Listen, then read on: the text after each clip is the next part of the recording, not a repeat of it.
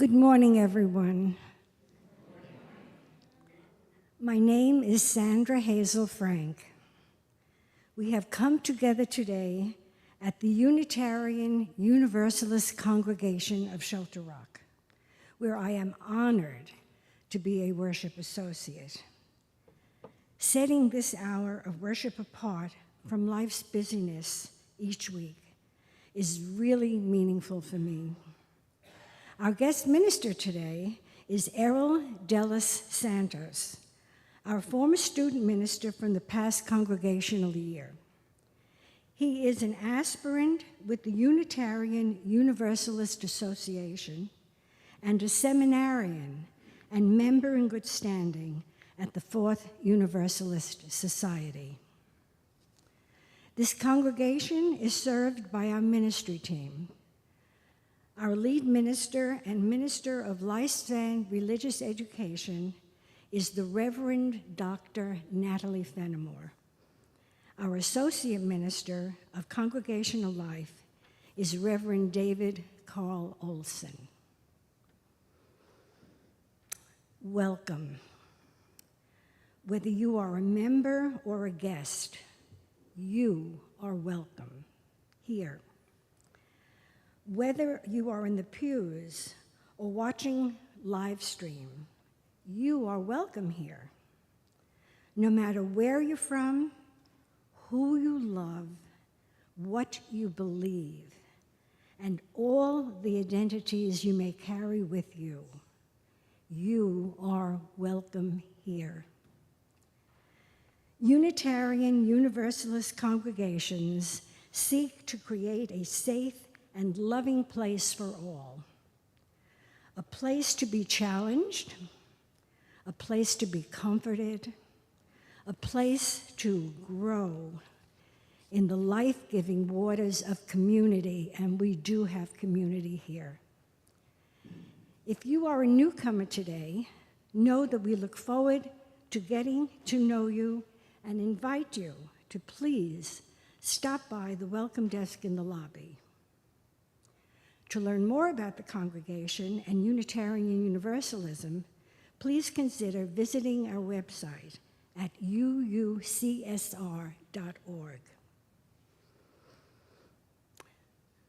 Let us begin our worship with our opening words.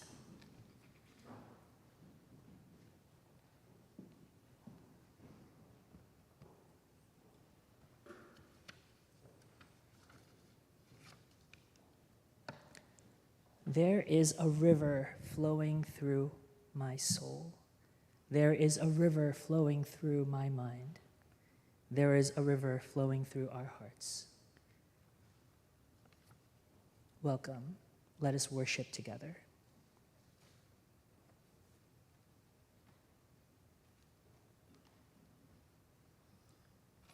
Each Sunday, we light the chalice of our religious heritage. We do this for our ancestors who taught us through their various religious traditions and by their actions of justice and hope. We do this for our children who are learning the traditions we teach and who learn more from our actions than our words. We do this for ourselves so that we are inspired to remember our beginnings, reflect on who we are now, and spread our wings as we understand who we seek to become.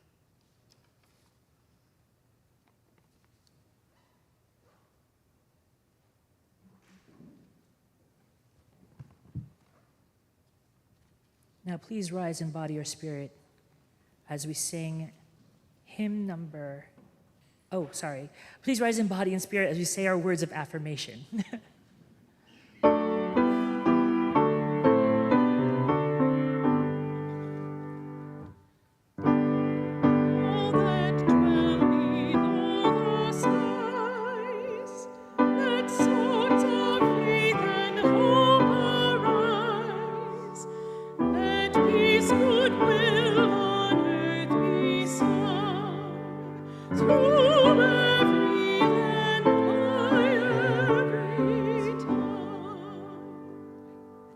skipped the words. That's we're gonna go back to say our words of affirmation. Love is the doctrine of this congregation. The quest for truth is its sacrament, and service is its prayer. To dwell together in peace, to seek knowledge in freedom, to serve human need. This do we affirm and covenant with each other. And now, please remain standing as we sing hymn number 1000 in our teal hymnal, Morning Has Come.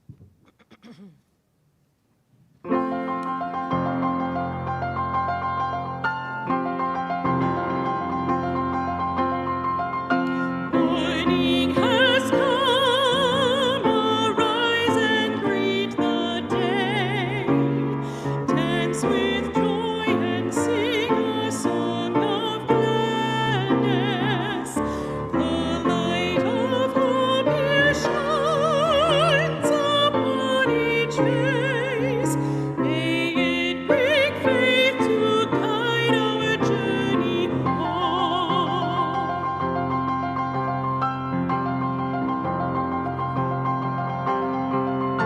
A new day dawns, once more the gift is given. Wonder fills this moment shared together. The light of peace here shines upon each face. May it bring faith to guide our journey home.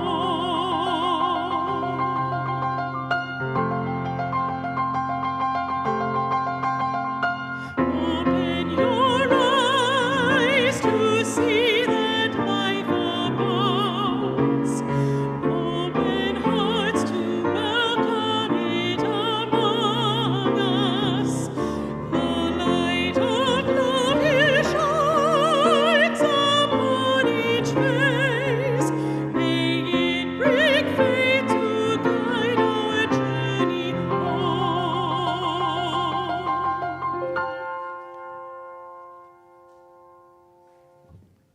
Please be seated.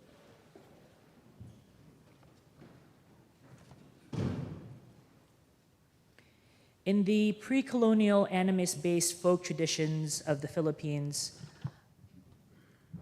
called the Anido, as the spirit passes from the body, the spirit rises and becomes a revered ancestor. So I call on the ancestors now, the ancestors of our families, the ancestors of this congregation, our religious ancestors. Let us take a deep breath together as we begin in prayer.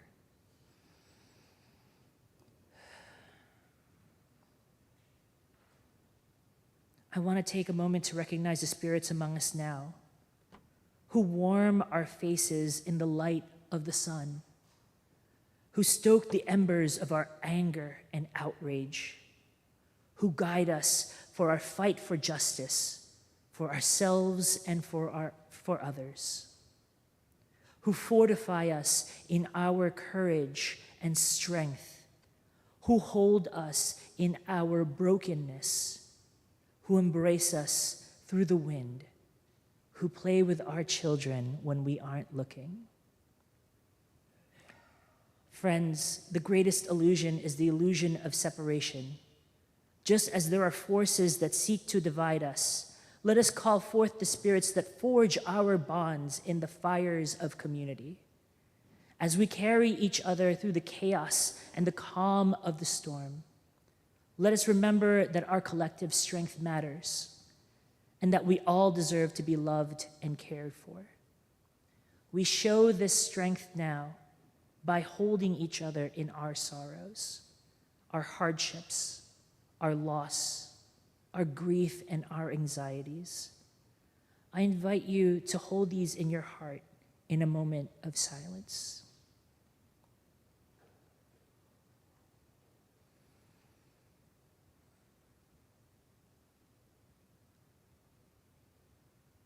Now, I invite you to hold the joy in your heart, the happy things in your life, your celebrations, and all the things that bring light and healing into your life.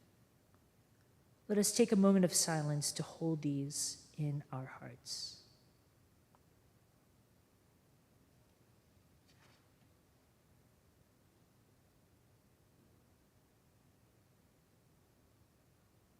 For these spoken in prayer, spoken in our hearts, we ask that the Spirit see us. We call on all that unites us to draw in our pain like drops of water, to form oceans of healing, to draw in our fear like blades of grass and form meadows of peace and tranquility, to draw in the stones of our despair and form mountains of hope. For it is in collective community that we hold this truth. We are never alone. May it be so.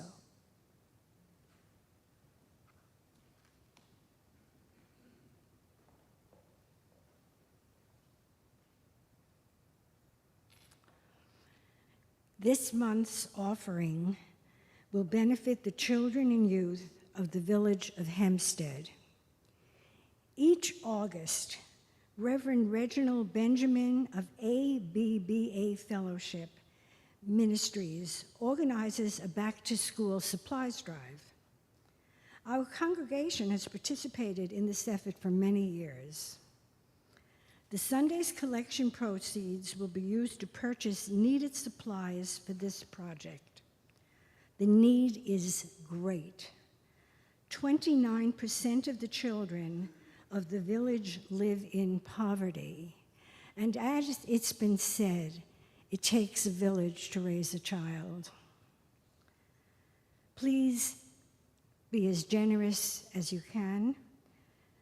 There's more than one way to donate, either online or text, and there are on the various monitors you can see how to do this. And if you're here, there is a collection box in the lobby. Do write a check. Please put today's date, 7/9/23, in the memo line. Thank you all.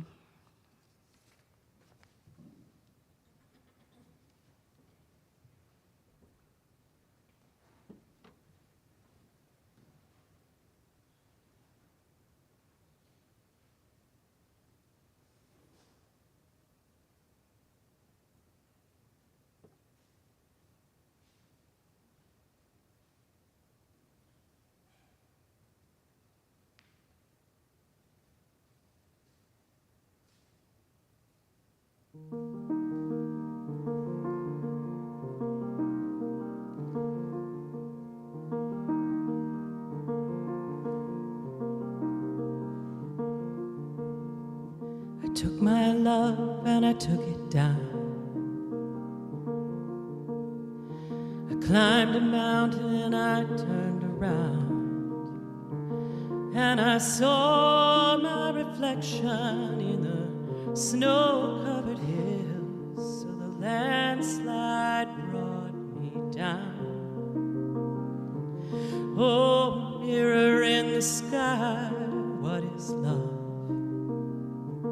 Can the child within my heart rise above? Can I sail through the changing ocean tides? Can I handle the changes of my life?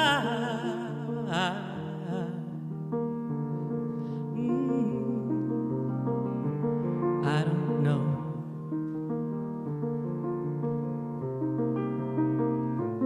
Well, I've been afraid of changing, 'cause I built my life around you. But time makes you bold.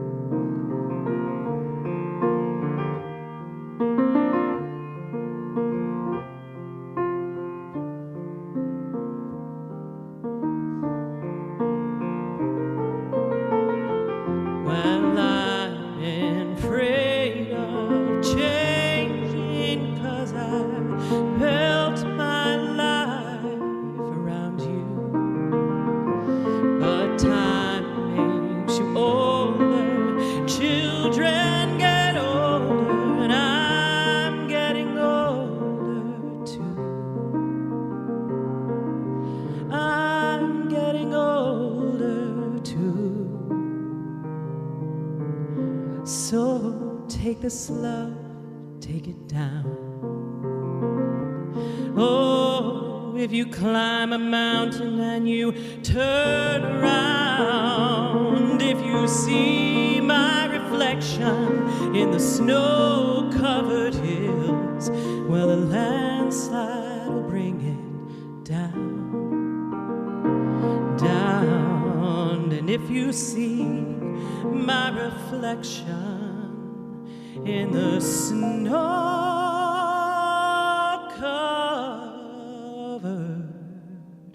hills,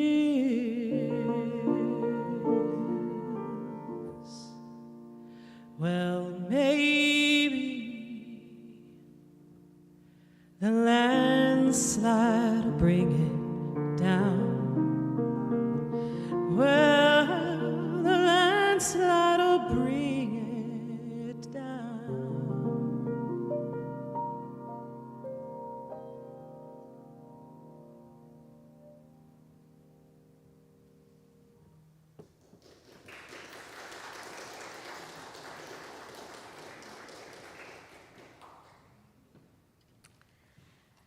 Today's reading is entitled Prophetic Encounters, Religion and the American Radical Tradition by Dan McCannon. The empowering encounters of William Lloyd Garrison, Frederick Douglass, Dorothy Day, and Starhawk stand in a tradition that has gone by many names. Some would call it the path of the prophecies. It is the tradition of abolitionists who called on their neighbors to immediately renounce the sin of slavery, of feminists who recognized patriarchy as itself a form of slavery, of socialists who labored to build a cooperative commonwealth, and of pacifists who saw war as the ultimate affront of humanity.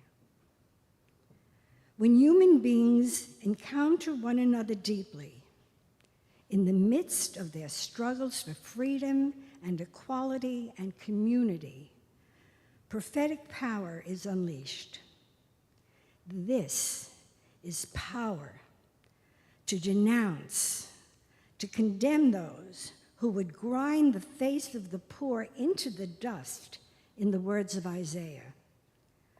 Prophetic power enables people to speak boldly in the face of brickbats and bludgeons and fire hoses. It empowers them to tell new stories and build new communities.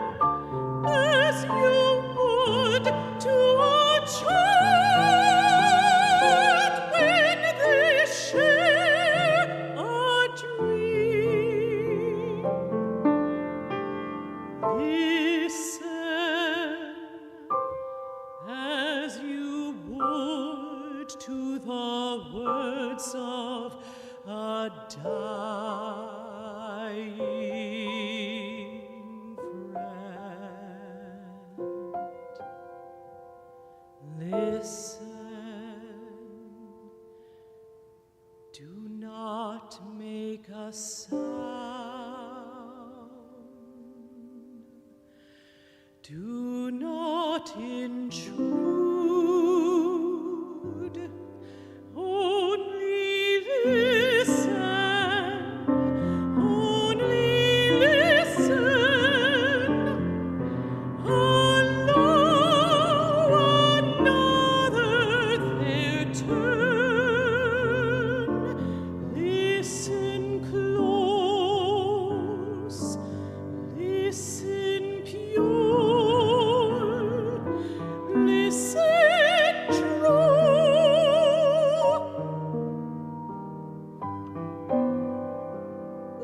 Listen.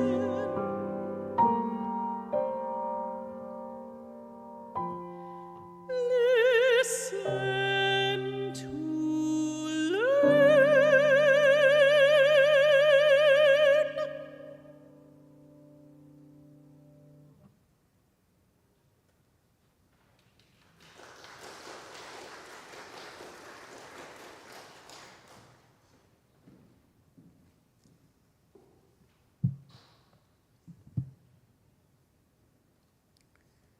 Growing up, one of my favorite Saturday morning activities was grabbing a bowl of Cocoa Puffs, loading it up with far too much milk, and turning on my Sunday morning cartoons. And Hercules was this animated series, and it runs at about like 9 a.m., and it depicts these short stories of these three friends. And it's based on Greek mythology. The characters were Hercules, Icarus, and Cassandra. Hercules was this young demigod, finds his way through the world, discovering his unique talents and forming his own heroic identity. Icarus is an eccentric boy who's always constantly innovating, tinkering with new machines and toys, and he was known to invent these wax wings that flew too close to the sun, melted, and he fell back to earth. And that itself deserves its own homily. But my favorite and final supporting character is a young lady by the name of Cassandra. Ooh, sorry. And at random parts of the journey, her eyes would turn purple, and she would receive a vision of an impending disaster, a volcano that was just about to erupt, an earthquake that would open up the ground, or a flood that would swallow a village. And taking it out of the animated world into like the historical records of Greek mythology, Cassandra's visions of disaster were considered a gift given to her through divine channels. In truth, it was also a curse because she is always destined to be disbelieved by the people around her. And her visions often didn't give people the opportunity to prepare or act. Cassandra's vision or Cassandra's truth are often what I think of when reflecting on the word prophecy. Prophets, in a religious sense, are often designations we give to people who have had the ability to see into the future through divine inspiration and were able to predict impending disasters or future events. Over time, the term prophecy is not just limited to religious figures. It's often ranging from psychics to soothsayers, personalities to professionals. Prophecy can take the shape of a doctor's prognosis, a weatherman's prediction of rain on a Tuesday, or an investor predicting the next market trend. I'd invite you to also consider another definition of a prophet as one that can redirect the line of thinking of someone. In its simplest terms, a prophet is someone who can change a mind. In the history of American Unitarianism, there have been 3 such prophets that I like to pay attention to, who have significantly shifted the way we think about religion and how it intersects with our daily lives. Ralph Waldo Emerson, William Ellery Channing, and Theodore Parker. Emerson was an influential writer of the 19th century, known for his transcendentalist writings that focused on finding a direct connection to divinity through nature and spirituality. Channing's sermons were popular among Unitarians because of their focus on moral obligations and cultivating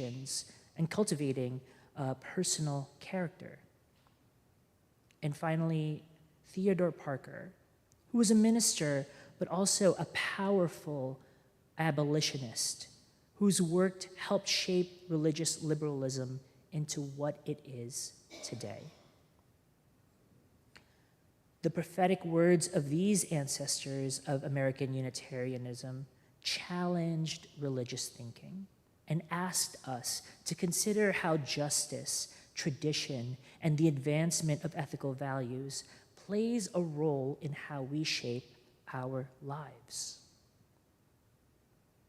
In the present times, we are called to be prophets in our own ways, speaking out when something is wrong or unjust, shifting minds to a place of progress and peace. We can do this by advocating for what is right and holding ourselves and others accountable to a higher standard. We can use our visions to work towards progressiveness rather than destruction. In this way, Unitarian Universalists are called into a collective prophethood.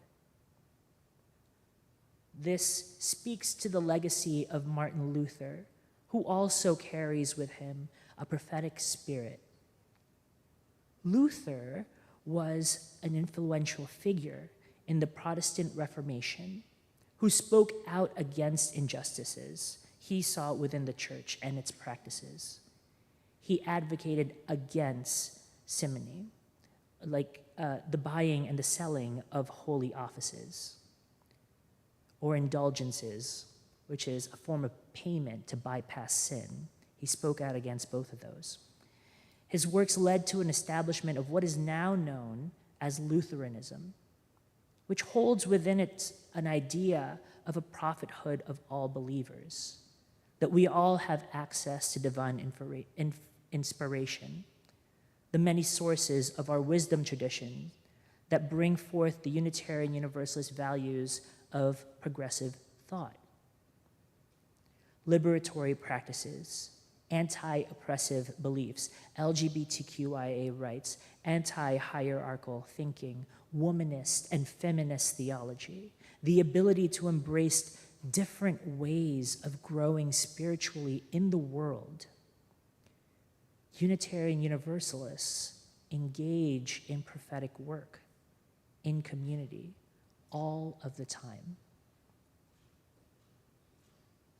In 2016, people everywhere in the nation were feeling low and disempowered, especially amongst the indigenous activists all across the nation, as evidenced by social media discourse. Indigenous activists appeared at the Dakota Access Pipeline in North Dakota to protest its illegal construction. The pipeline had been originally slated to cross the Missouri River north of Bismarck, North Dakota, yet the risk of an oil spill in the city's 90% white inhabitants was deemed too great. And so the new crossing shifted the risk to Standing Rock Sioux Tribe, a location of key religious and cultural importance.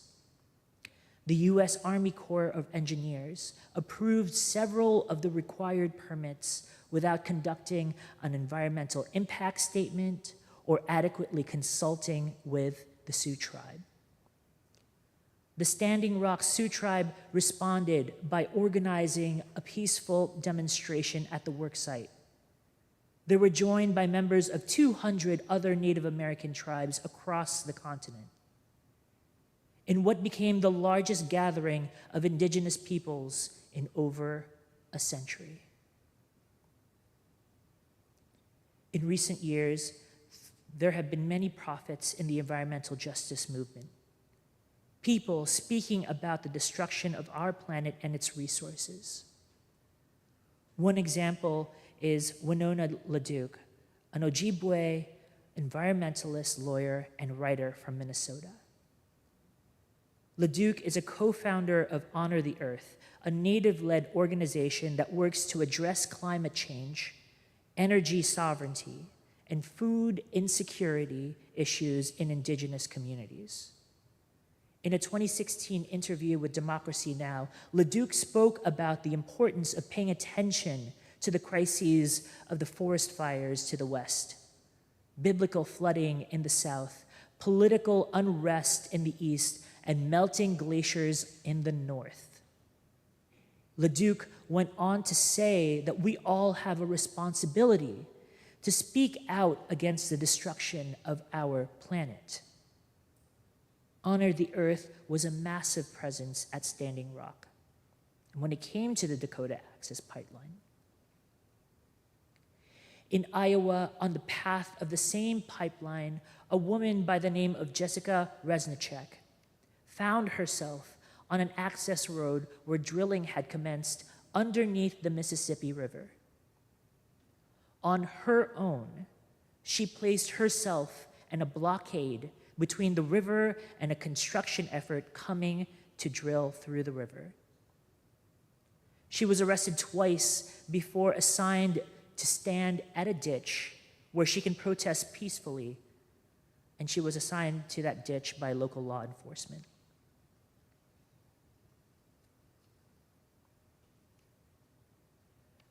Providing sacred witness as her beloved river drilled in the name of prophet. Informed by mountains of data on the climate crisis, water pollution, indigenous rights, the infinite nature of capitalism, Jessica Resnicek acted. And while she was in her ditch, she put a call out through the radio speaking about the direness of the situation. She was alone, and she needed help. Eventually, hundreds of people heard the call and came to join to be with her. It's now known in history as the Mississippi Stand. Shared ideas, shared principles, a community formed organically around her. People who believed in what she was doing and what she was willing to be in the ditch, and was willing to be in the ditch, with her. Jessica Resnicek, informed by her values, her own faith traditions, and her work, her prophetic work, continues. Our Unitarian Universalist traditions is deeply rooted in prophetic work. It informs how we practice love-centered action. And I'll end today's homily with words from the book Prophetic Encounters, Religion and American Radical Tradition, written by Dan McCanin, Harvard Divinity's Ralph Waldo Emerson Senior Lecturer. Today's radicals have inherited a rich tradition, a heritage of prophetic forebears who struggled against enormous odds, won signal victories, and created a repertoire of practices that we may adopt to adapt to the challenges today. Like those predecessors, we can unleash power through fresh encounters with one another by telling our stories and sharing our lives. We can glimpse the face of the divine and change the world. Amen and blessed be. Please stand as we sing our closing hymn today. Song number 1028 in our teal hymnal, The Fire of Commitment.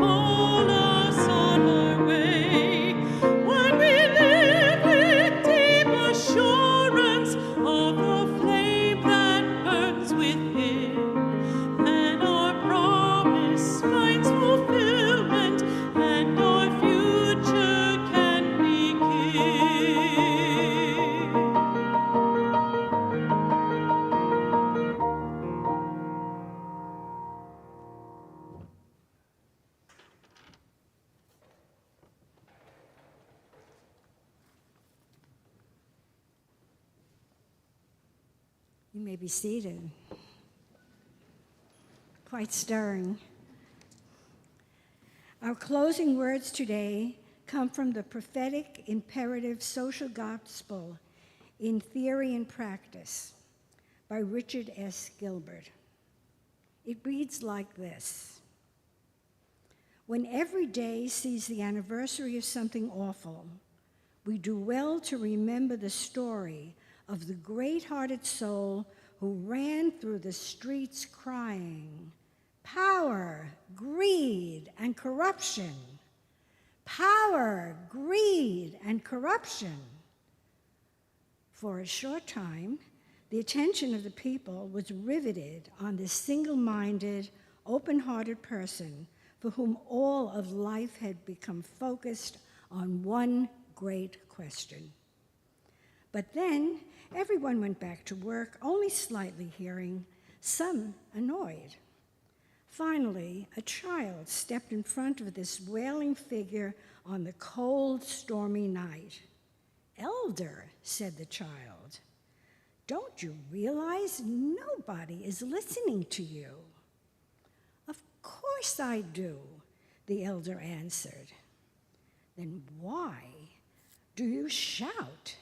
the child insisted, incredulous. "If nothing is changing, your efforts are useless." "Ah, dear child, I do not shout in order to change them. I shout so that they cannot change me." And now our chalice extinguishing words.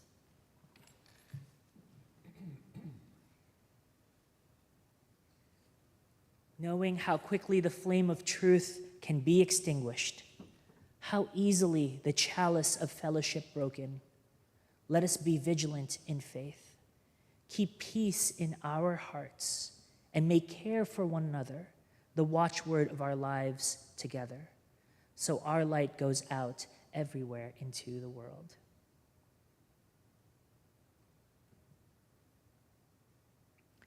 The service today has ended, and our service to the world continues. Go in peace, for it is the light of the chalice that reveals the path, not the chalice. Bring this light with you wherever you go. Amen, and blessed be.